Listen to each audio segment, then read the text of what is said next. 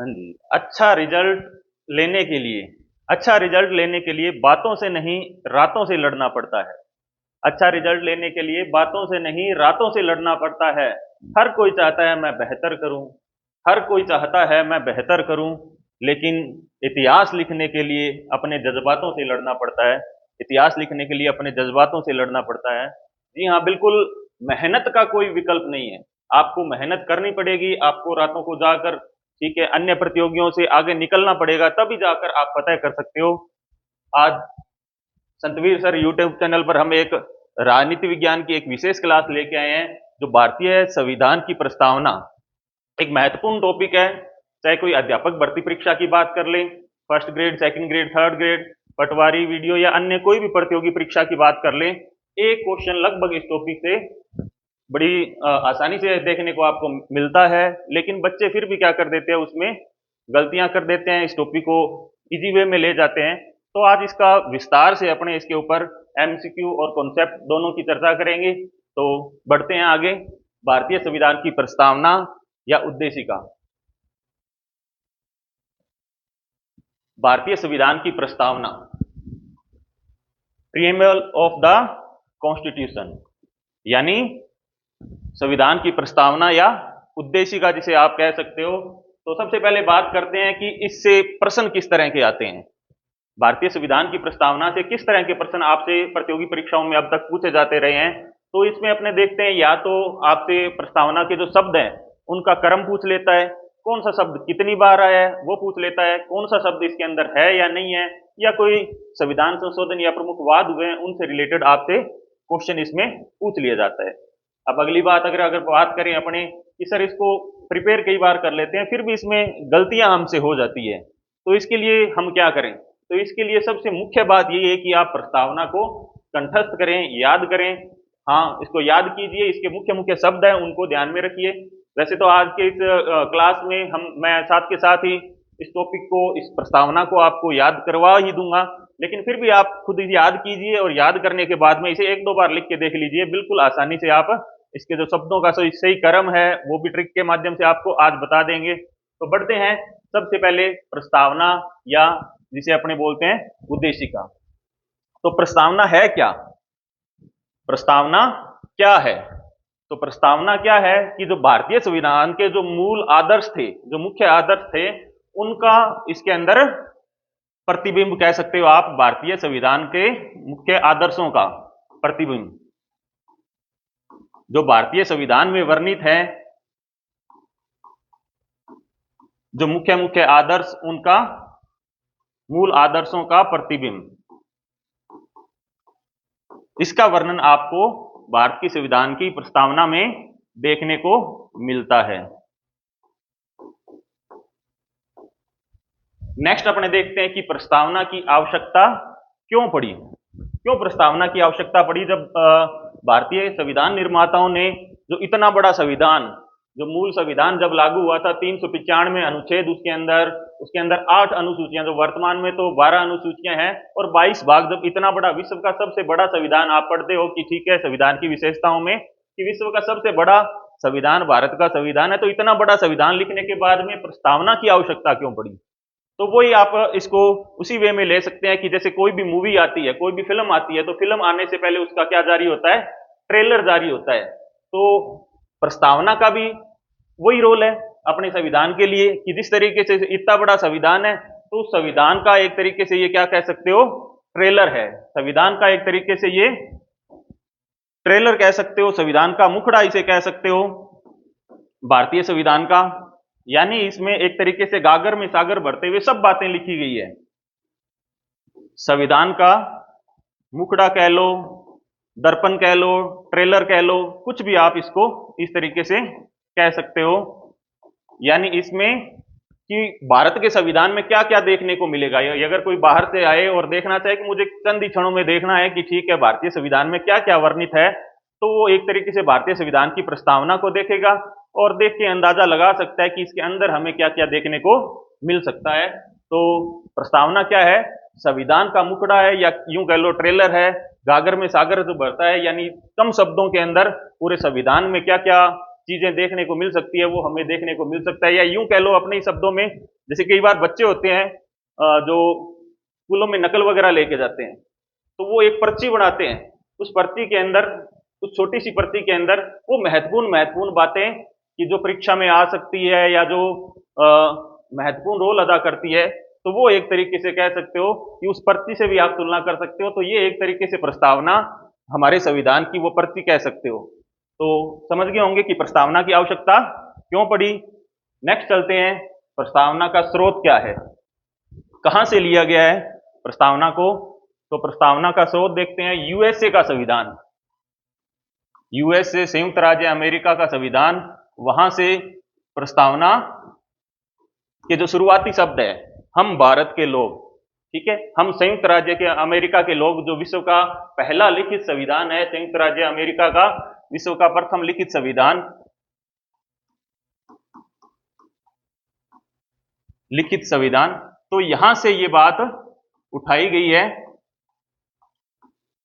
तो स्रोत इसका क्या है, यूएसए का संविधान, ठीक है। कुछ और बातें भी है जो अन्य देशों से ली गई है, उन बातों में अपने देख सकते हैं कि जो सामाजिक आर्थिक राजनीतिक न्याय, वैसे आगे पढ़ेंगे, सामाजिक आर्थिक न्याय वो कहां से देखने को मिलते हैं, रूस से, ठीक है। इसके अलावा सार जिनको आगे समझेंगे, सामाजिक आर्थिक न्याय जो रशिया से लिए गए हैं, रूस की 1917 की क्रांति से, और समानता, स्वतंत्रता, समानता, भाईचारा, बंधुत्व, ये किससे लिए गए हैं, वो लिए गए हैं फ्रांस की क्रांति से। तो आगे इनको अपने डिटेल से पढ़ेंगे, ठीक है। भाषा, प्रस्तावना की भाषा कहां से ली गई है, तो प्रस्तावना की भाषा ली गई है ऑस्ट्रेलिया से, ठीक है। प्रस्तावना की भाषा कहां से ली गई है, ऑस्ट्रेलिया के संविधान से।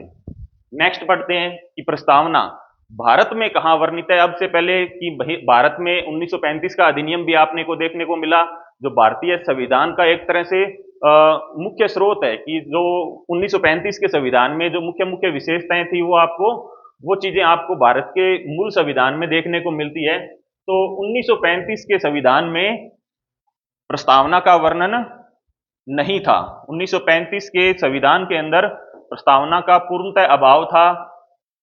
1935 के भारत शासन अधिनियम में प्रस्तावना नहीं थी, और तो थी कहां, 1919 के भारत शासन अधिनियम में हमें प्रस्तावना देखने को मिलती है, ठीक है।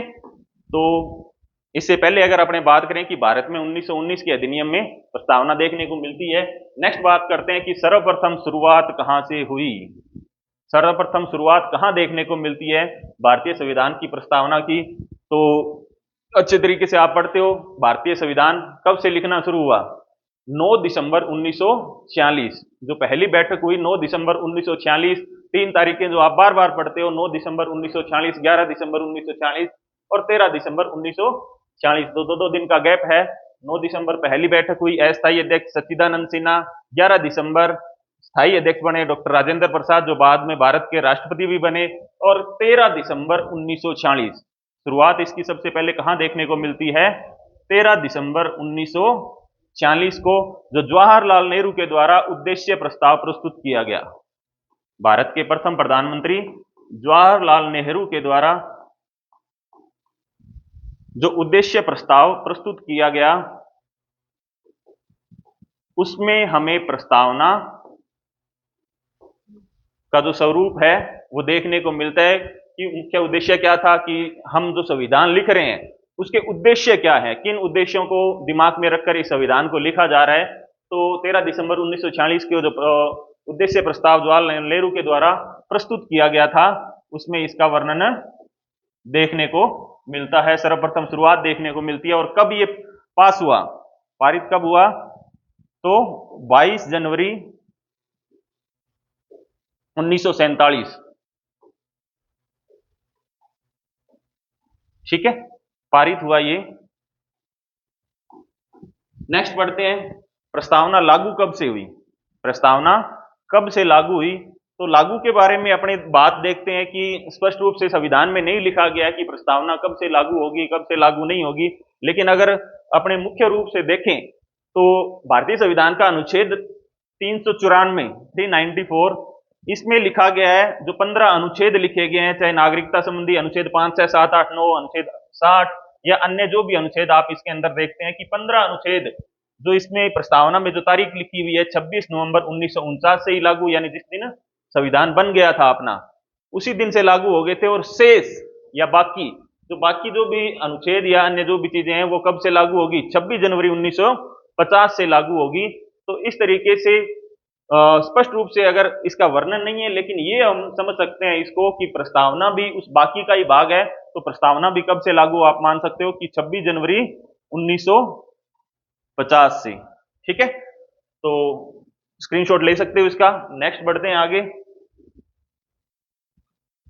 अब भारत के संविधान की उद्देशिका या प्रस्तावना है क्या, जो आपको कंठस्थ होनी चाहिए। तो वैसे जो राजस्थान बोर्ड की किताबें होती है उनके अंदर लिखी हुई है, आप इसको अच्छे तरीके से कंठस्थ कर लेना। एक दो बार करोगे तो आप आसानी से हो जाओगे। मुख्य मुख्य शब्दों के ऊपर अपने बात भी करेंगे कि हम भारत के लोग भारत को एक संपूर्ण प्रभुत्व संपन्न समाजवादी पंथ निरपेक्ष गणराज्य है तथा देखो समाजवादी पंथ निरपेक्ष लोकतांत्रिक गणराज्य बनाने के लिए तथा उसके समस्त नागरिकों को सामाजिक, आर्थिक, राजनीतिक न्याय, विचार, अभिव्यक्ति, विश्वास, धर्म और उपासना की स्वतंत्रता तथा प्रतिष्ठा और देखते हैं आगे प्रतिष्ठा और अवसर की समता प्राप्त करने के लिए तथा उन सब में व्यक्ति की गरिमा और राष्ट्र की एकता और अखंडता को सुनिश्चित कराने वाली बंधुता को बढ़ाने के लिए दृढ़ संकल्प होकर आज इस संविधान सभा में दिनांक या तारीख 26 नवंबर 1949 मिति मार्गशीर्ष शुक्ल सप्तमी 2006 विक्रमी को इस संविधान को अंगीकृत, अधिनियमित, आत्मार्पित करते हैं। तो इसको सही तरीके से पढ़ना और पढ़ने के बाद में एक दो बार लिख के देख लेना, अच्छे तरीके से ये आपके प्रिपेयर हो जाएगी। ठीक है, अब बढ़ते हैं कि प्रस्तावना के जो मुख्य मुख्य शब्द उनका निचोड़ निकालेंगे, इनको किस तरीके से याद कर सकते हो ये भी अपने देखेंगे। क्या शब्द है, कौन सा शब्द कब लिया गया, क्या है क्या नहीं है। तो सबसे पहले जो लिखा गया है हम भारत के लोग, हम भारत के लोग, we the people of India. ठीक है, तो हम भारत के लोग भारत को क्या समझते हैं? संपूर्ण प्रभुत्व संपन्न। ठीक है, तो पहला वर्ड क्या है? संपूर्ण प्रभुत्व संपन्न। बाद में एक एक शब्द का अपने पूरा विश्लेषण करेंगे। अगला शब्द आपको देखने को मिलता है समाजवादी पंथ निरपेक्ष लोकतांत्रिक गणराज्य। ठीक है, हम भारत के लोग भारत को, तीन टुकड़ों में इसको पढ़ लो, हम भारत के लोग भारत को संपूर्ण प्रभुत्व संपन्न समाजवादी पंथ निरपेक्ष लोकतंत्रात्मक गणराज्य बनाने के लिए। तो इसको किस तरीके से याद करो, इसका क्रम भूले ना, तो सीधा आप एसपी। ठीक है,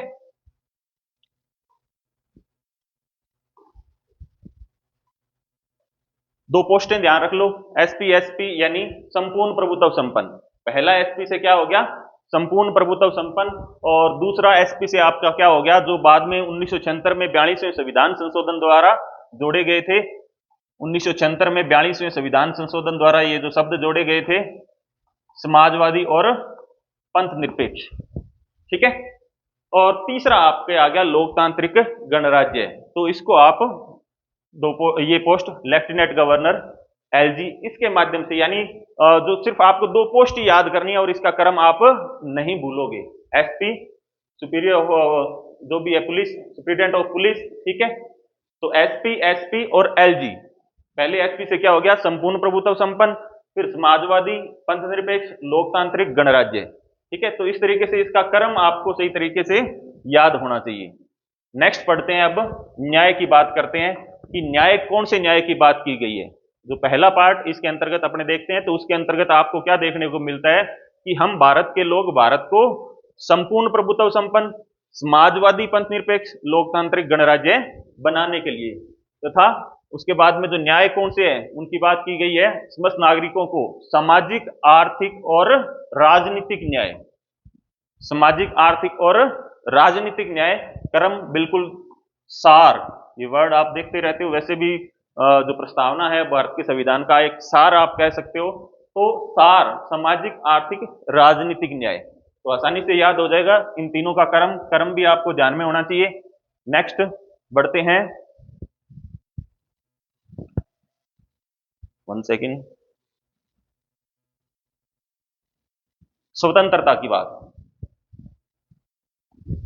स्वतंत्रता, अब भारत के संविधान में की जो प्रस्तावना है, उस प्रस्तावना में किस प्रकार की स्वतंत्रता की बात की गई है? तो विचार, अभिव्यक्ति, विश्वास, धर्म और उपासना की स्वतंत्रता। अब ठीक है कि सर इसमें क्रम की गड़बड़ हो जाती है, शब्दों का खेल है, क्योंकि 5 प्रकार की, कितने प्रकार की स्वतंत्रता की बात की गई है? 5 प्रकार की। न्याय कितने प्रकार का बताया गया प्रस्तावना में? 3 प्रकार का, सामाजिक, आर्थिक और राजनीतिक न्याय। तो स्वतंत्रता की बात करते हैं, जो 5 प्रकार इसके अंतर्गत देखते हैं, विचार, अभिव्यक्ति, विश्वास, धर्म और उपासना। सीधे तरीके से आप याद कर लो कि जैसे कोई भी आपके दिमाग में सबसे पहले क्या आता है? कोई विचार आता है। सपोज करो जैसे मेरे दिमाग में आया, कुछ भी मान लो कि ठीक है, गुरु नानक देव जी किस चीज को प्रोत्साहन देते थे? कहते थे सेवा और परोपकार कीजिए। ठीक है, दूसरे लोगों की सेवा और परोपकारी जीवन है। उसी में तो मेरे दिमाग में ये एक विचार आया। ठीक है, मेरे सामने ये विचार आया, मुझे सामने वाला जो भी मिला, मैंने उसके सामने इसे क्या किया? अभिव्यक्त किया। तो सर्वप्रथम विचार आया, विचार को मैंने क्या किया? अभिव्यक्त किया। और जब मैंने अभिव्यक्त किया तो सामने वाले को भी विश्वास हो गया, हाँ ये बात क्या है? सही है। ठीक है, सेवा और परोपकारी जीवन का परम ध्येय है। तो ठीक है, विचार, और विचार को जब मैंने अभिव्यक्त किया तो सामने वाले को भी मैं विश्वास में ले आया, और उसने माना कि ठीक है, फिर इस धर्म में, यानी जो भी सिखिज्म, सिख धर्म मान लो कि ठीक है, इसमें मुझे विश्वास करना चाहिए। तो चौथी बात सामने निकल के आई, धर्म, जो फेथ की बात करते हैं अपने, और उसके बाद में वो भी क्या करने लगा? उपासना करने लगा। ठीक है, वो भी उस धर्म की उपासना करने लगा। तो इस तरीके से आप इसके 500 क्रम को आसानी से याद कर सकते हो कि पहले मेरे दिमाग में विचार आया, मैंने उसको अभिव्यक्त किया, और अभिव्यक्त करने के बाद में मुझे विश्वास हो गया उसके ऊपर। ठीक है, सामने वाले को विश्वास हुआ, उसने उस धर्म को अपनाया और वो उसकी पूजा, उपासना करने लगा। तो स्वतंत्रता 5 प्रकार की बताई गई है, और 500 प्रकार आपने देख लिए, विचार, अभिव्यक्ति, विश्वास, धर्म और उपासना। अब बात आती है समता की बात। समता की बात, समता बोले तो समानता, जबकि भारतीय संविधान की प्रस्तावना में जो वर्ड लिए गए हैं वो क्या है? समता। ठीक है, और समता कैसी बताई गई है? प्रतिष्ठा और अवसर की समता। प्रतिष्ठा और अवसर की समता, तो बिल्कुल आसानी से याद होने वाले 2 प्रकार की समानताओं की बात प्रस्तावना में की गई है, प्रतिष्ठा और अवसर की समता। ठीक है, बंधुता की बात करें। अब बंधुता, बंधुता किस तरह की बताई गई है? कि व्यक्ति की गरिमा, व्यक्ति की गरिमा और राष्ट्र की एकता व अखंडता को सुनिश्चित करने वाली बंधुता को बढ़ाने के लिए। तो 2 तरह की बंधुता की बात की गई है। ये वर्ड भी आपने स्वतंत्रता, समानता, बंधुत्व फ्रांस की क्रांति 1789 से लिए गए हैं। तो 2 प्रकार की इसमें बंधुता की बात की गई है, व्यक्ति की गरिमा, राष्ट्र की एकता व अखंडता। अखंडता शब्द जो बाद में 42वें संविधान संशोधन द्वारा जो 3 शब्द जोड़े गए थे 1976 में, तब ये जोड़ा गया। ठीक है, नेक्स्ट बढ़ते हैं, और लास्ट में अपने बात करता है जो अंतिम पार्ट जो प्रस्तावना का है, उसमें आप क्या देखते हो कि जो तारीख है, तारीख बताता है, तारीख कौन सी? 26 नवंबर 1949। 26 नवंबर 1949 का जो आप पढ़ते हैं 9 दिसंबर 1946 से 26 नवंबर 1949, 2 वर्ष 11 माह 18 दिन का जो समय लगा था, वो इस दिनांक को कंप्लीट हुआ था। और तिथि भी बताई गई है, विक्रम संवत भी बताया गया, मिति मार्गशीर्ष शुक्ल सप्तमी 2006 विक्रमी। तो ये भी आप कंठस्थ कर लें, ध्यान में रखें। और इस दिनांक को, संविधान को हम क्या कर रहे हैं? अंगीकृत कर रहे हैं, अधिनियमित कर रहे हैं, आत्मार्पित करते हैं। कौन कर रहे हैं? हम भारत के लोग कर रहे हैं। अंगीकृत बोले तो हम इसको स्वीकार कर रहे हैं, अपने ऊपर लागू कर रहे हैं, इसको अडॉप्ट कर रहे हैं, गोद ले रहे हैं एक तरीके से। ठीक है, हम इसके द्वारा अधिनियमित, हम इसके द्वारा शासित होंगे, हम आत्मा से इसको स्वीकार करते हैं, हम हमारी आत्मा को इसको सौंपते हैं। तो इस तरीके से एक एक वर्ड का अपनों विश्लेषण किया। तो 1-2 बार इनके शब्दों को सही तरीके से पढ़िए, जो मुख्य मुख्य शब्द है क्या नहीं है, और उसके बाद में आप इसको लिख के देखिए, और आसानी से याद हो जाएगी। 1-2 बार लिख के देखेंगे और बाद में आप इसके क्वेश्चन कभी आपके गलत नहीं होंगे। तो अब पढ़ते हैं इसकी शब्दावली को। शब्दावली के अंदर सबसे पहले हम भारत के लोग, जो सबसे पहले हम वर्ड देखते हैं, हम भारत के लोग, we the people of India. हम भारत के लोग, यानी भारत में कैसी संप्रभुता है? लोकप्रिय संप्रभुता, लोकतांत्रिक संप्रभुता। यानी जो भारत में संप्रभुता है वो किसके हाथों में है? लोगों के हाथ में है, भारत की जनता के हाथ में है। भारत के लोग क्या हैं? संप्रभु हैं। ठीक है, क्योंकि लास्ट में जो बात लिखी हुई है, अंगीकृत, अधिनियमित, आत्मार्पित, वो करने वाले कौन है? हम भारत के लोग ही हैं, हम भारत के लोग ही स्वीकार करते हैं, अंगीकृत करते हैं कि बनाने वाले, लागू करने वाले, जिसके अनुसार शासित होना है हमें, तो वो कौन है? हम भारत के लोग ही हैं, हम पीपल ऑफ इंडिया वो ही है। तो ठीक है, तो प्रस्तावना का जो मुख्य सोर्स आप बोल सकते हो, मुख्य स्रोत जो बोल सकते हो, प्रस्तावना का जो संविधान का जो अस्तित्व है या मूल स्रोत जिसे आप कह सकते हो, वो कौन है? भारत की जनता है। यानी असली संप्रभु है वो कौन है? भारत की जनता है। और समस्त शक्तियों का केंद्र बिंदु भी कौन है? यही भारत की जनता है। यानी भारत की जनता ही समस्त शक्तियों का स्रोत है, यही सोचती है और लोकतांत्रिक संप्रभुता का प्रतिनिधित्व हम करते हैं। शब्द ठीक है, हम भारत के लोग, ये कहां से लिए गए हैं? तो ये पहले भी अपन ने डिस्कस किया, संयुक्त राज्य अमेरिका के संविधान से लिए गए हैं। तो शब्दावली में पहला शब्द हमने देखा हम भारत के लोग का क्या वजूद है, कैसे लिया गया है, इसका मतलब क्या होता है। नेक्स्ट आगे बढ़ते हैं। संपूर्ण प्रभुत्व संपन्न, अगला शब्द है संपूर्ण प्रभुत्व संपन्न, यानी सोवर्जियन। ठीक है, इंग्लिश में सोवर्जियन, संपूर्ण प्रभुत्व संपन्न। तो संपूर्ण प्रभुत्व संपन्न का क्या मतलब है? संपूर्ण प्रभुत्व संपन्न यानी हम भारत के निवासी, ठीक है, हम भारत के लोग पूर्ण रूप से क्या हैं? अपने आप में संप्रभु हैं, अपने आप में स्वतंत्र हैं, किसी आंतरिक या बाह्य रूप से किसी विदेशी सत्ता के अधीन नहीं है। हम अपने निर्णय लेने में स्वयं सक्षम है, हमें किसी से ये पूछना नहीं है कि ऑपरेशन सिंदूर कर रहे हैं, ठीक है, आपकी अनुमति है क्या? बिल्कुल किसी से कोई नहीं पूछना। यानी हम हमारे आंतरिक और बाह्य मामलों में पूर्ण तरह से क्या है? स्वतंत्र हैं, पूर्ण स्वतंत्र हैं। हम किसी विदेशी सत्ता के अधीन या किसी पर निर्भर नहीं है कि ठीक है आपके बसेरे ही हमारा सिस्टम चल रहा है, ऐसा नहीं है। हम निर्णय लेने में पूर्ण रूप से क्या है? स्वतंत्र है। ठीक है, एक दो चीजें जो आपको देखने को मिलती है, जो राष्ट्रमंडल की सदस्यता, यानी राष्ट्रमंडल कौन से देश जो ब्रिटेन के किसी समय अधीन रहे थे, ब्रिटेन उनका सर्वोपरि है। ठीक है, तो राष्ट्रमंडल के जो सदस्यता है या फिर यूएनओ संयुक्त राष्ट्र संघ की सदस्यता है, ये हमारी कैसी सदस्यता है? स्वैच्छिक सदस्यता है। हम क्या हैं? किसी तरीके से हमारे संप्रभुता के ऊपर ये विपरीत प्रभाव नहीं डालती, किसी तरीके से हमारी संप्रभुता को सीमित नहीं करती, संप्रभुता को सीमित नहीं करती।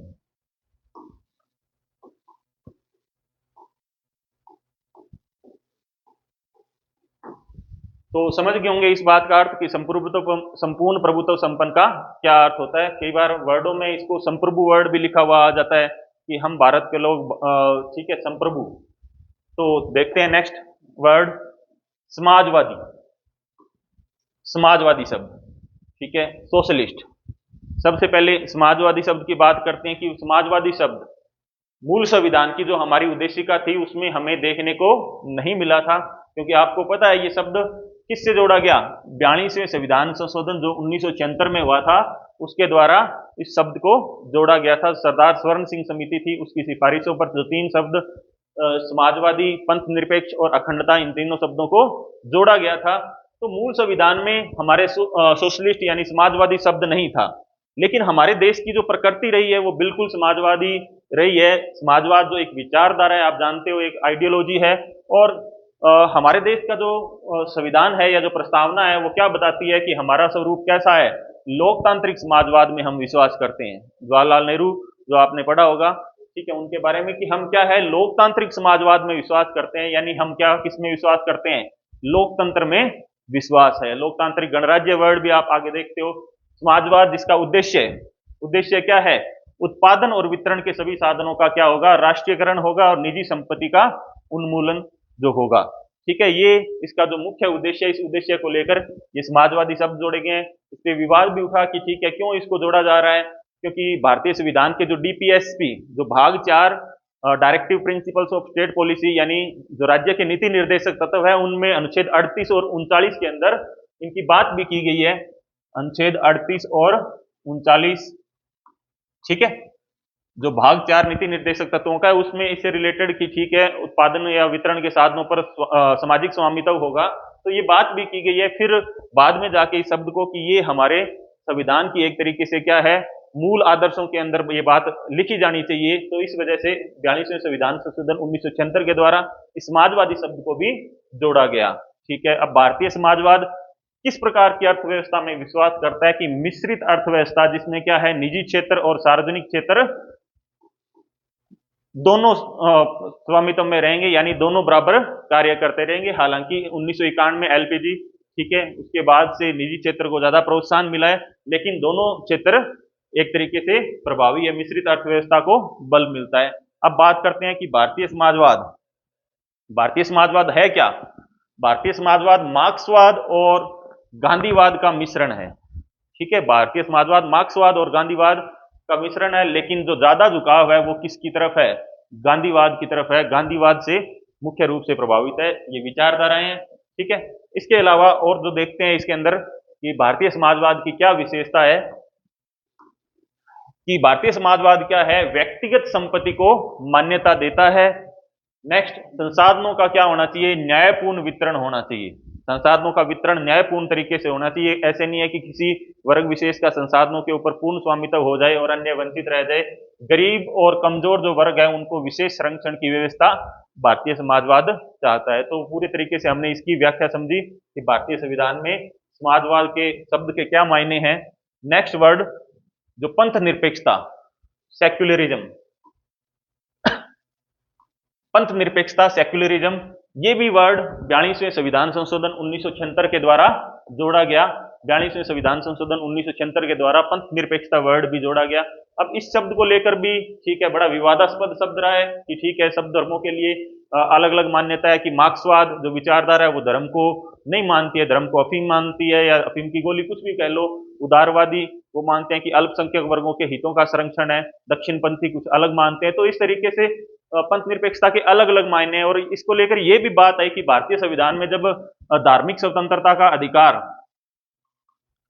ठीक है, ये जो मूल संविधान में डाला गया था धार्मिक स्वतंत्रता का अधिकार, अनुच्छेद 25 से 28, अनुच्छेद 25 से 28, अनुच्छेद 15-16 में जो धर्म जाति लिंग के आधार पर भेदभाव का निषेध, अनुच्छेद 325-26। तो इस तरीके से जब वहां बात की गई है तो बाद में इस पंथ निरपेक्षता शब्द को डालने का क्या महत्व रहा है, ठीक है। तो बिल्कुल इस बात को क्लियर करने के लिए कि जैसे संयुक्त राज्य अमेरिका का जो संविधान है वो पंथ निरपेक्षता को वो मानते हैं, तो उसी तरीके से भारतीय संविधान में यानी किसी धर्म विशेष को संरक्षण नहीं है।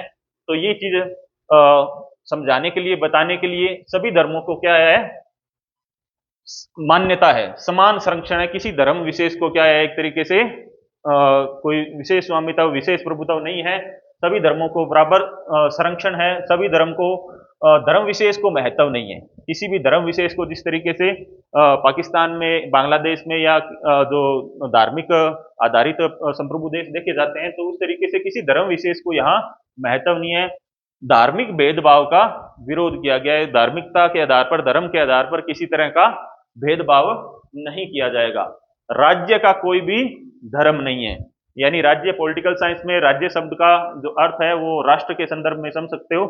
राज्य शब्द मतलब राष्ट्र, यानी राष्ट्र का, राज्य का कोई अपना धर्म नहीं है। किसी को धार्मिक आधार पर किसी तरीके का भेदभाव नहीं किया जाएगा। अंतःकरण के आधार पर धर्म मानने की आजादी है, यानी जो आपको अच्छा लगता हो उस धर्म का पालन करने के लिए आप स्वतंत्र हैं, किसी तरीके से बाध्य नहीं है। नेक्स्ट वर्ड देखते हैं, लोकतांत्रिक, डेमोक्रेटिक। लोकतांत्रिक शब्द, यानी लोकतांत्रिक शब्द से ही वैसे बिल्कुल स्पष्ट है कि लोकतांत्रिक यानी जो सर्वोच्च शक्ति है वो किसके हाथ में है, लोगों के हाथ में है, जनता के हाथ में है।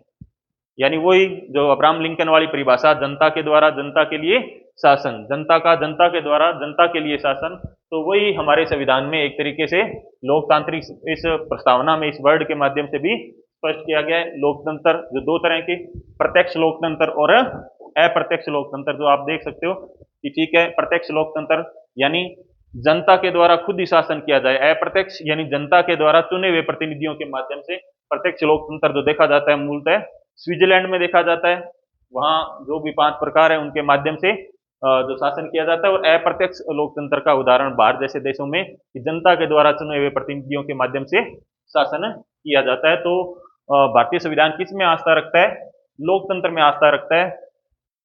नेक्स्ट वर्ड की ओर बढ़ते हैं, गणराज्य।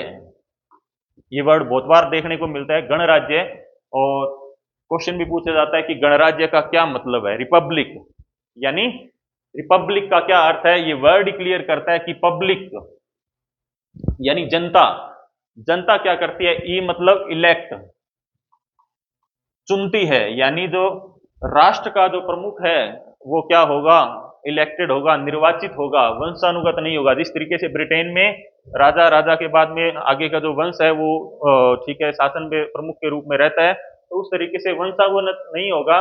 जो राष्ट्र प्रमुख होगा, राष्ट्राध्यक्ष होगा, वो क्या होगा, निर्वाचित होगा, बिल्कुल कानून का शासन होगा, और एक निश्चित समय जो भारत में 5 वर्ष है और उसका राष्ट्राध्यक्ष का क्या होगा, चुनाव होगा, निर्वाचित होगा।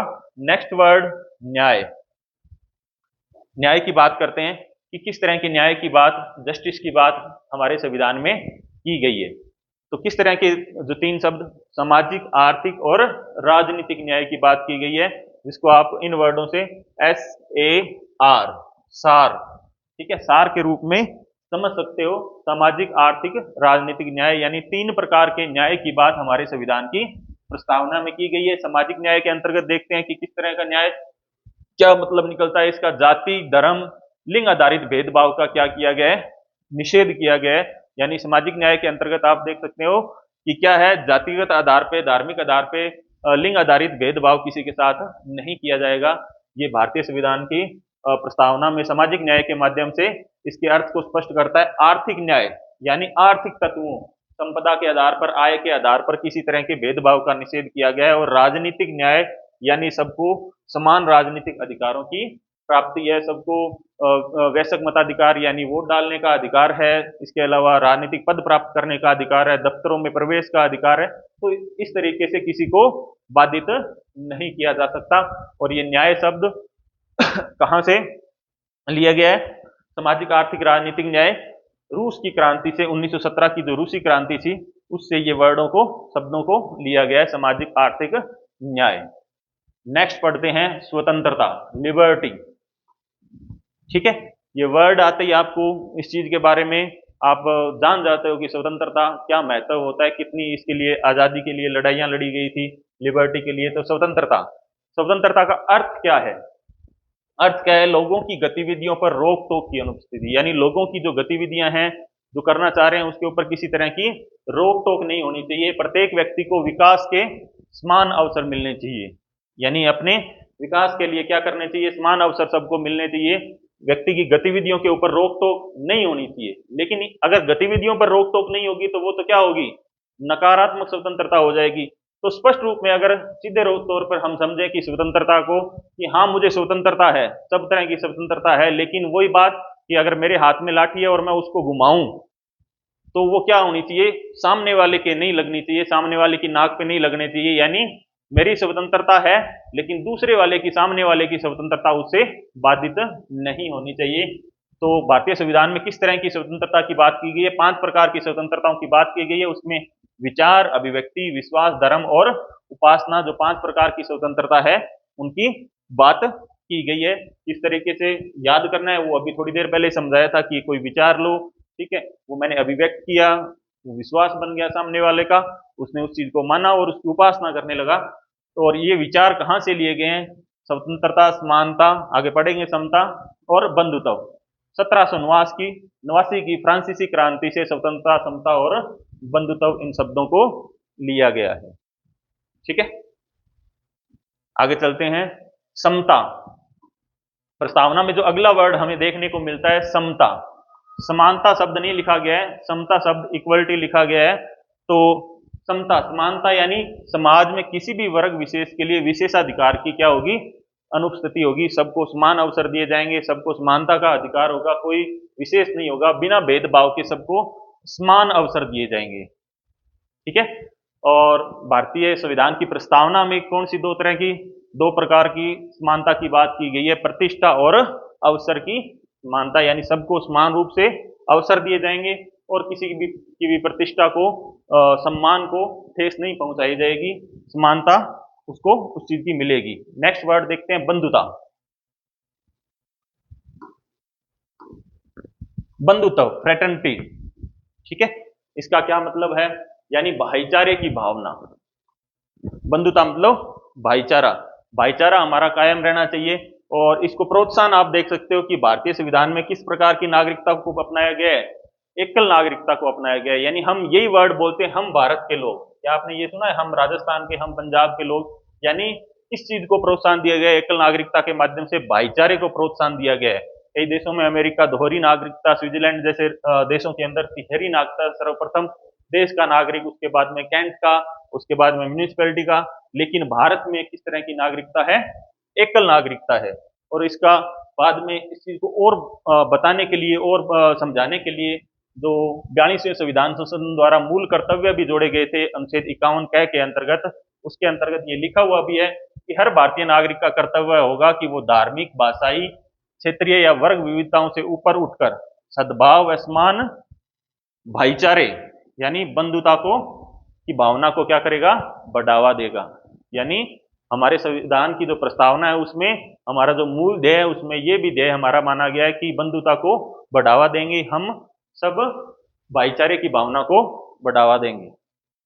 ठीक है, नेक्स्ट वर्ड। और बंधुता किस तरीके की जो बंधुता है वो बात की गई है कि व्यक्ति की गरिमा और राष्ट्र की एकता और अखंडता। ठीक है, व्यक्ति की गरिमा और राष्ट्र की एकता और अखंडता को बढ़ाने वाली बंधुता को बढ़ाने के लिए, तो व्यक्ति की गरिमा से आप क्या समझ सकते हो? यानी प्रत्येक व्यक्ति क्या है? अपने आप में महत्वपूर्ण है, प्रत्येक व्यक्ति अपने आप में प्रतिष्ठित है, प्रत्येक व्यक्ति की अपनी गरिमा है। भारतीय संविधान सभा के जो सदस्य थे के.एम. मुंशी, उनके शब्दों में ही समझ सकते हो कि हर व्यक्ति का जो व्यक्तित्व है वो क्या है? अपने आप में पवित्र है। ठीक है, हर व्यक्ति का व्यक्तित्व पवित्र है। दूसरा, राष्ट्र की एकता और अखंडता। अखंडता वर्ड जो बाद में 42वें संविधान संशोधन द्वारा जोड़ा गया कि हमारा जो भारत है वो क्या है? अखंड है, इसे टुकड़ों में नहीं बांटा जा सकता, टुकड़ों में नहीं किया जा सकता। और राष्ट्र की एकता यानी हमारा पूरा राष्ट्र क्या है? एक है। जो हम भारत के संविधान की जो शुरुआत देखते हैं अनुच्छेद 1 आर्टिकल 1, उसके अंतर्गत हम पढ़ते हैं we the people of India, ठीक है, India that is called Bharat shall be the union of states, यानी राज्यों का संघ होगा, यूनियन ऑफ स्टेट्स।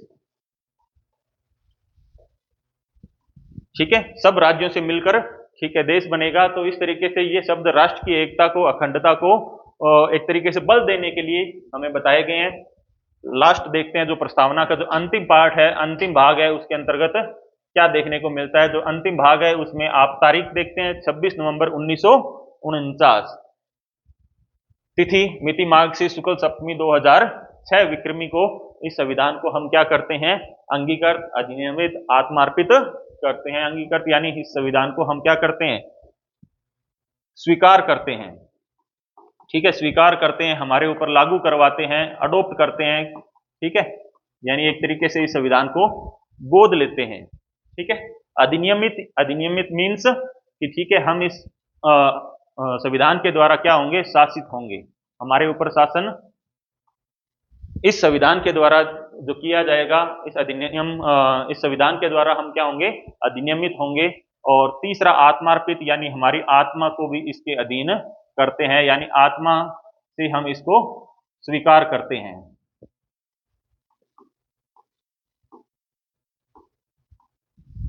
ठीक है, तो इस तरीके से भारत के जो संविधान की जो प्रस्तावना है वो आपने समझी कि ठीक है एक एक शब्द का शब्दावली जो सारे शब्द हैं उन शब्दों का एक तरीके से हमने प्रत्येक शब्द का जो विवरण था, विस्तार था, वो आपने पढ़ा। नेक्स्ट जो विशेष बात जो प्रस्तावना के संदर्भ में कि अब तक प्रस्तावना में संशोधन, ठीक है, अनुच्छेद 368 के तहत वो आगे देखेंगे संशोधन हो सकता है या नहीं हो सकता है, या क्या है क्या नहीं है। इसके बाद ये तो संशोधन कितनी बार हुआ है? एक बार हुआ है। और एक बार कब हुआ था? 42वां संविधान संशोधन, ठीक है, जो 1976 के अंदर 1976 के अंतर्गत हुआ, और जिसके अंतर्गत भारतीय संविधान की प्रस्तावना में 3 शब्द समाजवादी, पंथ निरपेक्ष और अखंडता बहुत बार क्वेश्चन पूछा हुआ है। अगर इजी लेवल का क्वेश्चन देखते हैं तो ये पूछा जाता है कि ठीक है कौन से 3 शब्द जोड़े गए, उनका क्रम क्या है, आदि आदि, कौन से संविधान संशोधन के द्वारा? 42वां संविधान संशोधन 1976। ठीक है, और कौन सी समिति थी? सरदार स्वर्ण सिंह समिति की सिफारिशों पर प्रधानमंत्री, उसमें इंदिरा गांधी, राष्ट्रपति फखरुद्दीन अली अहमद। तो ये 3 शब्दों को भारतीय संविधान की प्रस्तावना के अंदर जोड़ा गया। ठीक है, नेक्स्ट 26 नवंबर जो तारीख भी क्या हो गई थी? एक ऐतिहासिक तारीख, तो इस तारीख का भी एक तरीके से जो महत्व है उसको इंगित करने के लिए विधि दिवस के रूप में इस 26 नवंबर को मनाया जाता है। 1979 के अंदर लक्ष्मण सिंघवी समिति उनके द्वारा इस चीज की सिफारिश की गई थी और एक 2015 में भी शुरुआत हुई।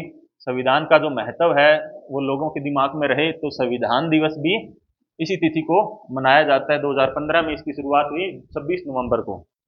ठीक है, तो नेक्स्ट आगे बढ़ते हैं कि भारतीय संविधान का जो प्रस्तावना है उसका महत्व क्या है।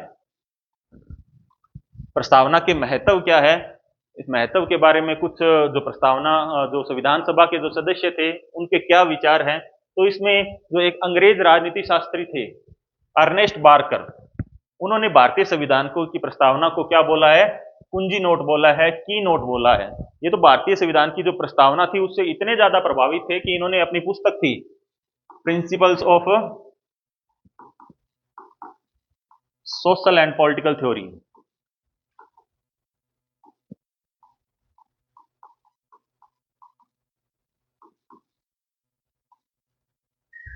ठीक है, इन्होंने अपनी पुस्तक अर्नेस्ट बारकर जो अंग्रेज राजनीति शास्त्री थे principle of social and political theory, उसकी किताब की शुरुआत ही बुक की शुरुआत ही भारतीय संविधान की प्रस्तावना से की है। और जो भारतीय संविधान की प्रस्तावना को लिखने वाले थे उनको इन्होंने राजनीतिक बुद्धिजीवी कहकर पुकारा है, राजनीतिक बुद्धिजीवी कहकर पुकारा है। इतने ज्यादा ये भारतीय संविधान की प्रस्तावना से प्रभावित थे। तो इन्होंने जो मुख्यतः ये देखने को मिलता है क्वेश्चन के अंदर कि किसने भारतीय संविधान की प्रस्तावना को कुंजी नोट की नोट बोला है, तो वो कौन थे, अर्नेस्ट बारकर। नेक्स्ट देखते हैं कि के एम मुंशी के द्वारा भारतीय संविधान की प्रस्तावना को क्या बोला गया है, तो इनके द्वारा राजनीतिक जन्म कुंडली बोला गया है। ठीक है, नानी पालकीवाला एन पालकीवाला के द्वारा संविधान का परिचय पत्र कहा गया है और ठाकुरदास भार्गव के द्वारा संविधान की आत्मा या अमूल्य भाग कहा गया है। एक संविधान समिति के सदस्य थे अल्लादी कृष्ण स्वामी अय्यर, उनके द्वारा दीर्घकालीन सपनों का एक तरीके से विचार इसको भारतीय संविधान की प्रस्तावना को कहा गया है। तो इनको याद कैसे रख सकते हैं, ठीक है, ये देख लो कि एक दो बार इनको पढ़ लो कि मुंशी की जन्म कुंडली, मुंशी की जन्म कुंडली, नानी का परिचय पत्र या पै से परिचय पत्र और पै से पालकी वाला। ठीक है, तो इस तरीके से अगर वर्डों को एक दो बार, क्योंकि जब इकट्ठे हो जाते हैं तो याद करने के लिए एक हल्का सा हिंट ही आपको बहुत होता है। तो मुंशी की जन्म कुंडली, ठीक है, नानी का परिचय पत्र या बोल दो कि पै से पालकी वाला, पै से परिचय पत्र, ठीक है, ठाकुर की आत्मा। इस तरीके से आप इन शब्दों को एक दो बार बोल के देख लो। बारकर का नोट या बारकर का की नोट या कुंजी नोट, कुछ भी इस तरीके से एक दो बार बोल के देखोगे तो बाद में अगर भले इनका मिलान करने का आ जाए, सुमेलित करने का आ जाए या सिंगल क्वेश्चन आ जाए, आपको इसमें दिक्कत नहीं होगी। अब महत्व के कुछ अन्य बिंदु देखते हैं कि इसका महत्व क्या है। महत्व क्या है, जो भारतीय संविधान की प्रस्तावना है वो नागरिकों की इच्छाओं आकांक्षाओं को परिलक्षित करती है कि भारतीय संविधान में जो भारत के लोग हैं उनकी, नागरिक हैं, उनकी इच्छाएं आकांक्षाएं क्या है वो प्रस्तावना के माध्यम से परिलक्षित होती है। चाहे वो न्याय की बात हो, चाहे वो स्वतंत्रता, समता, बंधुता, जो भी बातें उनको परिलक्षित करती है, नागरिकों की इच्छाओं को परिलक्षित करती है। और संविधान का भावी स्वरूप क्या होगा। जब 13 दिसंबर 1946 को जब संविधान सभा में उद्देश्य प्रस्ताव जब रखा गया जवाहरलाल नेहरू के द्वारा, तो उसका मुख्य उद्देश्य यही था कि संविधान का भावी स्वरूप कैसा होगा, किस तरीके से लिखा जाएगा, क्या क्या उद्देश्यों का ध्यान में रखा जाएगा। और ये समय समय पर निर्वचन, यानी कह सकते हो आप व्याख्या में भी ये क्या रही है, सहायक रही है। यानी समय समय पर बहुत सारे वाद हुए, उन वादों के अंदर हमें देखने को मिलता है कि किस तरीके से ये प्रस्तावना के माध्यम से, ठीक है, कि उनका हमारे संविधान के जो मूल आदर्श है वो क्या आदर्श रहे हैं, उन आदर्शों के संदर्भ में ये व्याख्या करने में भी हमारे संविधान की प्रस्तावना सहायक रही है। अब चलते हैं वाद की तरफ कि हमारे संविधान के प्रमुख वाद कौन से हुए हैं। ठीक है, प्रस्तावना में कौन से वादों के जो जिक्र है, जिनसे प्रश्न हमारे उठते रहे हैं, तो इसके ऊपर भी जिक्र कर लेते हैं। तो जो भी वाद हुए उनमें किस चीज की बात हो रही है कि क्या प्रस्तावना संविधान का अंग है, संविधान का अंग है या नहीं है, क्या इसमें संशोधन संभव है। अगर संविधान का अंग है तो क्या इसमें संशोधन संभव है या नहीं है। तो ये प्रश्न हमारे लिए उठते रहे हैं। ये बड़ा ही विवादास्पद विषय भी रहा है कि क्या प्रस्तावना संविधान का अंग है या नहीं है, क्योंकि जो मूल संविधान 395 अनुच्छेद 22 जो भाग हैं इसके, जो 12 अनुसूचियां हैं, उसके अंदर इसका वर्णन नहीं मिलता है, अलग से है। तो क्या ये संविधान का भाग है या एक ट्रेलर मात्र ही है? तो इस चीज को लेकर विवाद की स्थिति हमारे लिए बनी रहती है। तो सबसे पहले पढ़ते हैं इसमें जो प्रमुख वाद जिसके ऊपर क्वेश्चन उठते रहते हैं, बेरुवारी वाद। ठीक है, 1960 में ये हुआ था। कौन बेरुवारी? बेरुवारी एक छोटा सा गांव है पश्चिम बंगाल के जलपाईगुड़ी जिले के अंदर बेरुबारी। और 1960 के अंदर जब पूर्वी पाकिस्तान भी अस्तित्व में था, तो उस समय जो कुछ भूमि थी इस क्षेत्र की, वो पूर्वी पाकिस्तान को दी गई थी या चली गई थी। तो उस संदर्भ में ये विवाद उठा था, और उसमें बाद में जब इस वाद को सर्वोच्च न्यायालय में, सुप्रीम कोर्ट में आया, तो यही बात आई कि प्रस्तावना क्या है, संविधान का भाग नहीं है। तो सबसे पहले बेरुवारी वाद में ये बात देखने को मिलती है कि प्रस्तावना संविधान का भाग नहीं है। अब प्रस्तावना संविधान का भाग नहीं है तो इसमें संविधान संशोधन भी संभव नहीं है। ठीक है, तो क्या है, तो प्रस्तावना है क्या? अभी जब इसमें संशोधन भी संभव नहीं है, संविधान का भाग नहीं है, तो उन्होंने बताया संविधान निर्माताओं के जो विचार है, विचारों को जानने की एक तरीके से ये कुंजी है। संविधान निर्माताओं के विचारों को जानने की कुंजी है। तो ये बेरुवारी वाद में देखने को हमें मिलता है। नेक्स्ट अगला जो वाद सज्जन सिंह वाद हुआ, उसमें भी हमें यही देखने को मिलता है कि संविधान का औपचारिक भाग ये नहीं है। सज्जन सिंह वाद बनाम राजस्थान राज्यवाद 1965 के अंदर, जबकि क्या है, ये प्रस्तावना विधि निर्माताओं के मस्तिष्क की कुंजी है, उनके विचारों को जानने का स्रोत है, और भारतीय संविधान का औपचारिक भाग ये नहीं है। गोलकनाथ बनाम पंजाब राज्यवाद, तो ये क्या थे, उनके क्षेत्र को, भूमि को लेकर ये जो वाद हुए थे, और उन वाद की जब विस्तृत व्याख्या हुई या सुप्रीम कोर्ट में जब इनके ऊपर जो चर्चाएं चली, तो उसमें प्रस्तावना की भी बात जो सामने निकल के आई, उसमें यही था कि प्रस्तावना संविधान की मूल आत्मा, ठीक है ना, इसमें भी ये बताया गया कि प्रस्तावना संविधान की मूल आत्मा है। और यहाँ बता दिया गया सबसे पहले, सर्वप्रथम यही बात की गई कि प्रस्तावना संविधान का शाश्वत भाग है। ठीक है, इसका शाश्वत भाग है। अब से पहले बेरुवारीवाद या अन्य जो ऊपर आपने पढ़े, इसमें यही गया कि प्रस्तावना संविधान का भाग नहीं है। यहां देखने को मिलता है कि प्रस्तावना संविधान का भाग है, लेकिन इसमें परिवर्तन संभव नहीं है। अपरिवर्तनीय है प्रस्तावना, क्या है, अपरिवर्तनीय है, इसमें परिवर्तन संभव नहीं है। गोलकनाथ बनाम पंजाब राज्यवाद। नेक्स्ट बढ़ते हैं, जो एक प्रमुख वाद जिसके ऊपर काफी बार क्वेश्चन आते रहे हैं, केशवानंद भारती बनाम केरल राज्यवाद 1973, 1973 में ये हुआ था, केशवानंद भारती बनाम केरल राज्य। तो इसमें यही, ठीक है, जो गोलकनाथ में आया था वही प्रस्तावना संविधान का क्या है, महत्वपूर्ण भाग है। अब यहां जो बात निकल के आई कि पहली बार प्रस्तावना में संशोधन संभव है, 1973 में ये बात आई कि प्रस्तावना में क्या है, संशोधन संभव है। अब से पहले पिछला गोलकनाथ वाद पढ़ा कि इसमें क्या है, संशोधन संभव नहीं है, अपरिवर्तनीय है। तो यहां जो बात निकल के आई कि प्रस्तावना में क्या है, संशोधन संभव है। लेकिन संशोधन कैसा होना चाहिए, संशोधन ऐसा होना चाहिए जो संविधान के, प्रस्तावना के मूल ढांचे को, बुनियादी ढांचे का उल्लंघन नहीं करता हो। क्वेश्चन ये भी पूछा हुआ है, मूल संरचना का सिद्धांत, मूल ढांचे का सिद्धांत, बुनियादी ढांचे का सिद्धांत कहां से लिया गया, कौन से वाद से लिया गया? तो केशवानंद भारती वाद में ये बोला गया कि प्रस्तावना में संशोधन संभव है, बशर्ते क्या नहीं होना चाहिए, संविधान का जो मूल ढांचा है, बुनियादी ढांचा है, वो प्रभावित नहीं होना चाहिए, उसका उल्लंघन नहीं होना चाहिए। ठीक है, तो क्या ये न्याय योग्य है या वाद योग्य है? तो ये न्याय योग्य या वाद योग्य नहीं है।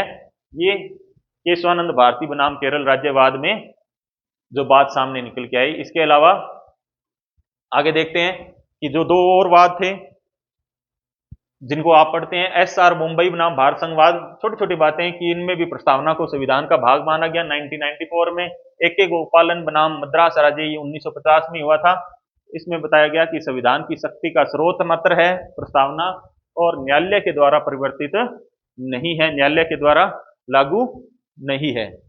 ठीक है, तो इस तरीके से ये प्रस्तावना का जो मुख्य कॉन्सेप्ट था वो आपने पढ़ा। ठीक है, कि कौन कौन से वाद थे, कौन कौन से शब्द थे, उन शब्दों का क्या क्रम रहा है, जैसे भारत शब्द है, कितनी बार आया है? 2 बार आया है, ठीक है। प्रस्तावना में संशोधन कितनी बार हुआ? तो ये शब्द आपने सबने पढ़े कि लोग आया है, नागरिक आया है, लोग भी आया है, नागरिक भी आया है, तो ये सब चीजें आपने इसमें देखी।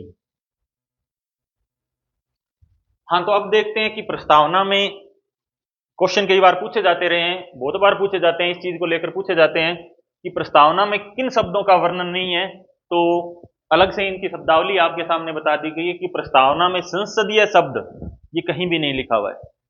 संघ या संघीय शासन की बात प्रस्तावना में कहीं भी नहीं की गई है, और ना ही भाषा संबंधी बात की गई है, वैश्विक मताधिकार की बात भी कहीं नहीं की गई है। लोक कल्याण और नागरिकता जो आपको भारतीय संविधान की मूल संविधान में आपको देखने को मिलते हैं, इनका वर्णन, लेकिन भारतीय संविधान की प्रस्तावना में इनका वर्णन कहीं भी नहीं है। तो 5 जो मुख्य मुख्य शब्द है ये आपके सामने बता दिए गए हैं। नेक्स्ट अब चलते हैं जो एमसीक्यू क्वेश्चंस, ठीक है। प्रस्तावना के संबंध में जो मुख्य मुख्य महत्वपूर्ण जो प्रश्न हैं, उन प्रश्नों का विवरण आप अब आगे देखेंगे। संविधान की उद्देशिका या प्रस्तावना के संबंध में असत्य कथन कौन सा है?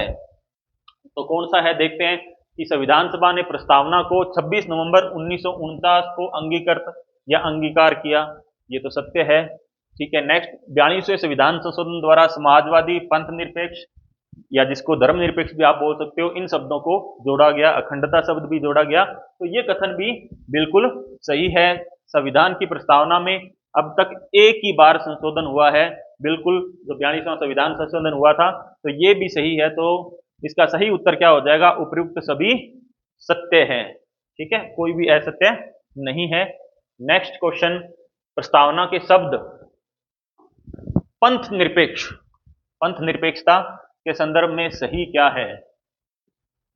तो क्या बता रहा है? नागरिकों को किसी भी धर्म को मानने की पूरी स्वतंत्रता है। बिल्कुल सही बात है कि सभी धर्मों किसी भी धर्म को मानने की आपको क्या है? पूरी तरीके से आजादी है, स्वतंत्रता है। राज्य का कोई आधिकारिक धर्म नहीं है, राज्य कोई धर्म आपके ऊपर थोप नहीं सकता है, ये भी सही है। सरकार सभी धार्मिक मान्यताओं और आचरणों को समान रूप से सम्मान देती है, तो ये भी सही है। तो तीनों कथन आपके क्या सही है? तो उत्तर आपका क्या हो जाएगा? डी नंबर इसमें हो जाएगा। नेक्स्ट पढ़ते हैं कि प्रस्तावना के संदर्भ में असुमेलित क्या है। जो मुख्य मुख्य शब्दावली है, उन शब्दावली के संदर्भ में बताया गया है कि असुमेलित क्या है। गणराज्य या गणतंत्र वर्ड, रिपब्लिक वर्ड जो देखते हैं, दैट इंप्लाइज दैट, कि क्या बताता है कि जहां शासन का जो प्रमुख है लोगों के द्वारा चुना हुआ यानी निर्वाचित व्यक्ति होगा, न किसी वंश या राज खानदान का। तो ये कथन बिल्कुल रूप से सही है, सही रूप से सुमेलित है। नेक्स्ट, प्रभुत्व संपन्न। प्रभुत्व संपन्न का क्या मतलब है? प्रभुत्व संपन्न क्या इंप्लाई करता है? कि लोगों को अपने से जुड़े हर मामले में फैसला करने का सर्वोच्च अधिकार है, ठीक है। अपनी संप्रभु स्वयं भारत की जनता है, ठीक है, किसी विदेशी सत्ता के अधीन नहीं है आंतरिक बाहरी रूप से। तीसरा वर्ड क्या बोल रहा है? न्याय, सी नंबर ऑप्शन, कि नागरिकों के साथ उनकी जाति, धर्म और लिंग के आधार पर किसी प्रकार का भेदभाव नहीं किया जा सकता। तो ये भी सही रूप से सुमेलित है। तो उपयुक्त में से कोई नहीं, डी नंबर ऑप्शन इसका सही उत्तर हो जाएगा। प्रस्तावना में कौन सा शब्द वर्णित नहीं है? समाजवादी शब्द वर्णित है, 42वें संविधान संशोधन द्वारा जोड़ा गया। लोक कल्याण, लोक कल्याण शब्द भारत की संविधान की प्रस्तावना में देखने को नहीं मिलता है। अभी मैंने आपको एक सूची भी बताई थी, संघीय शासन, भाषा, नागरिकता, संसदीय, ऐसे वर्ड भारत की संविधान की प्रस्तावना में नहीं है। तो बी नंबर उत्तर हो जाएगा। लोकतांत्रिक है, संपूर्ण प्रभुत्व संपन्न है, तो बी नंबर उत्तर यानी लोक कल्याण भारतीय संविधान की प्रस्तावना में वर्णित नहीं है। भारत को एक गणराज्य माना गया है। गणराज्य माना गया है क्यों? गणराज्य शब्द का अर्थ ही क्या होता है? आपको बताया था कि जहां क्या हो, राष्ट्र का प्रमुख क्या हो, निर्वाचित हो, जहां उसका चुनाव हो, रिपब्लिक यानी पब्लिक जिसको इलेक्ट करती हो, ठीक है, राष्ट्र के अध्यक्ष का जहां चुनाव होता हो। तो सही उत्तर सी नंबर आपके ऑप्शन हो जाएगा। भारत के संविधान की प्रस्तावना के संबंध में कौन सा क्रम सही है? क्रम, ठीक है। तो अब ये आपकी प्रस्तावना सही तरीके से याद की होगी, कंठस्थ होगी, तभी आप इनके क्रम को सही रूप से दे सकते हैं कि हम भारत के लोग भारत को संपूर्ण प्रभुत्व संपन्न, समाजवादी, पंथ निरपेक्ष, लोकतांत्रिक गणराज्य यानी 2 बार एसपी एसपी और 1 बार एलजी। तो देखो किसमें है? संपूर्ण प्रभुत्व संपन्न इसमें है, ठीक है, तीनों में है, समाजवादी, ठीक है, और पंथ निरपेक्ष और लोकतांत्रिक गणराज्य है, ठीक है। तो ये आपका बी नंबर ऑप्शन सही हो जाएगा। एसपी एसपी और एलजी लाइफ्स गुड, ठीक है, लेफ्टिनेंट गवर्नर। तो कर्म आपको सही तरीके से ध्यान होना चाहिए। कुछ एक इनके कई बार आप शब्द पढ़ते हो, इनके पर्याय आपको देखने को मिलते हैं, इसकी वजह से आपको प्रस्तावना सही तरीके से प्रिपेयर होती है, फिर भी आप गलत कर देते हैं। तो उन शब्दों के जो पर्याय है वो आपको और बता देते हैं। संपूर्ण प्रभुत्व संपन्न, इसको सार्वभौमिक सत्ता संपन्न भी कई बार ये शब्द देखने को आपको प्रश्नों में मिल जाता है। लोकतंत्रात्मक की जगह प्रजातंत्रात्मक ये शब्द भी आपको देखने को मिल जाते हैं। जनवादी शब्द, ठीक है ना, ये शब्द भी देखने को मिल जाते हैं। पंथ निरपेक्षता की जगह धर्मनिरपेक्षता शब्द आदि शब्दों का भी प्रयोग आपके लिए कई बार सामने वाला जो प्रश्न बनाने वाला एग्जामिनर आपको विचलित करने के लिए नोट डाउन कर देता है। संप्रभु, समाजवादी, पंथ निरपेक्ष, लोकतांत्रिक, गणराज्य, ये भी आपका सही हो सकता है। यानी संपूर्ण प्रभुत्व की जगह आपको क्या वर्ड देखने को मिल सकता है? संप्रभु ओनली, ठीक है। नेक्स्ट क्वेश्चन, प्रस्तावना के शब्द हम भारत के लोग, we the people of India के संबंध में असत्य क्या है? क्या असत्य है?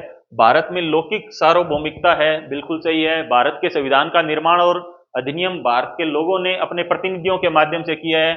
सर्वोच्च संप्रभुता भारत के लोगों के पास है, तो इसमें असत्य कोई नहीं है। नेक्स्ट क्वेश्चन, भारत किस वर्ष एक प्रभुत्व संपन्न समाजवादी प्रजातांत्रिक लोकतांत्रिक गणराज्य बना? तो कब बना था? 1950 में, ठीक है। 26 जनवरी 1950 को भारतीय संविधान लागू हुआ। नेक्स्ट क्वेश्चन, प्रस्तावना में वर्णित समाजवादी शब्द के क्या मायने हैं? समाजवादी शब्द का क्या अर्थ है? सोशलिस्ट। तो क्या बता रहा है? समाज में संपदा सामूहिक रूप से पैदा होती है और समाज में उसका बंटवारा समानता के साथ होना चाहिए, तो ये सही है कथन। नेक्स्ट देखते हैं, सरकार जमीन और उद्योग धंधों की हकदारी से जुड़े कायदे कानून इस तरीके से बनाए कि सामाजिक आर्थिक असमानताएं कम हो, ठीक है। सामाजिक आर्थिक असमानताएं नहीं होनी चाहिए, तो इस चीज का सरकार को ध्यान रखना चाहिए। ये कथन भी सही है। उपयुक्त दोनों कथन समाजवादी शब्द की व्याख्या करते हैं, यानी सी नंबर आपका ऑप्शन है वो आपके सही हो जाएगा। नेक्स्ट क्वेश्चन, संविधान की प्रस्तावना में उल्लेखित समता, ध्यान रखना समता वर्ड का प्रयोग किया गया, ना कि समानता, के संबंध में सत्य कथन क्या है? कानून के समक्ष सभी लोग समान है, ठीक है। सरकार हर नागरिक को समान अवसर उपलब्ध कराने की व्यवस्था करती है। संविधान निर्माण के लिए पहले से चली आ रही सामाजिक असमानताओं को समाप्त होना होगा, इसके लिए प्रावधान भी समय समय पर किए जाते हैं। तो उपयुक्त सभी कथन समता के संदर्भ में, समानता के संदर्भ में सही है। प्रस्तावना के संदर्भ में सही कथन है। प्रभुत्व संपन्न से आश्चर्य है कि कोई भी बाहरी, संपूर्ण प्रभुत्व संपन्न जो शुरू में देखते हैं कि कोई भी बाहरी शक्ति भारत की सरकार को आदेश नहीं दे सकती, ये सही है। बंधुता से तात्पर्य है कि हम सभी ऐसा आचरण करें कि हम एक परिवार के सदस्य, यानी जो भाईचारा को बढ़ावा दें, ऐसे लगना चाहिए कि हम भारत के लोग एक परिवार के सदस्य हैं, ठीक है। तो ये भी सही है। स्वतंत्रता से क्या आशय है कि नागरिक कैसे सोचें, किस तरह अपने विचारों को अभिव्यक्त करें आदि पर कोई पाबंदी नहीं होनी चाहिए, तो ये भी स्वतंत्रता का सही है, ठीक है। और लोकतंत्रात्मक से आशय है कि सरकार का ऐसा स्वरूप जिसमें लोगों को समान राजनीतिक अधिकार प्राप्त होते हैं, तो ये भी कथन आपका सही है। तो इसका जो कूट है देखते हैं, 1 2 3 4, यानी सी नंबर आपका इसका ऑप्शन हो जाएगा। नेक्स्ट पढ़ते हैं, संविधान की प्रस्तावना का कौन सा शब्द दर्शाता है कि भारत बाहरी नियंत्रण से मुक्त है? बाहरी नियंत्रण से मुक्त है, तो कौन सा वर्ड है? संपूर्ण प्रभुत्व संपन्न, यानी किसी विदेशी सत्ता के अधीन नहीं है। संविधान की प्रस्तावना में वर्णित शब्दों का सही क्रम क्या है? ठीक है, जो स्वतंत्रता, समानता, न्याय, ये जो बातें की गई है, तो इनमें जो सही क्रम है वो क्या है? सर्वप्रथम न्याय की बात की गई है, फिर स्वतंत्रता की बात की गई है, फिर समता की, और लास्ट में बंधुत्व की बात की गई है। जो 3 तरह के न्याय हैं, 5 तरह की स्वतंत्रताएं, 2 तरह की समानता, 2 तरह के बंधुत्व, तो ये इनका जो सही क्रम है, ये काफी बार पूछ लिया जाता है, तो ध्यान में होना चाहिए। संविधान की प्रस्तावना में वर्णित शब्दों का सही क्रम क्या है? जो अंत में संविधान के अंतिम भाग में लिखा गया है, अंगीकृत, ठीक है, 2 नंबर पे अधिनियमित और आत्मार्पित, यानी बी नंबर ऑप्शन आपका इसके सही हो जाएगा। नेक्स्ट, संविधान की प्रस्तावना की कौन सी विशेषता नहीं है?